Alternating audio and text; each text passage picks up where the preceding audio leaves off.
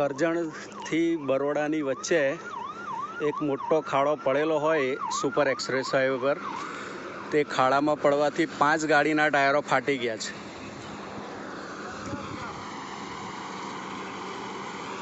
કરજણથી બરોડા જવાના ટ્રેક પર.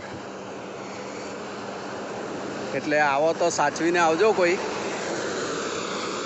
ખાડો એટલો મોટો છે કે ટાયરો જ ફૂટી ગયા. બધી ગાડીઓના 2 ટાયર ફૂટી ગયા છે.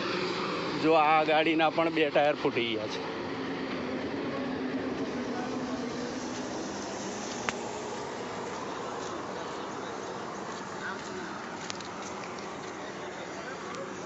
ખાડો એટલો ભયંકર છે કે 5 ગાડીના ટાયરો ફૂટી ગયા છે.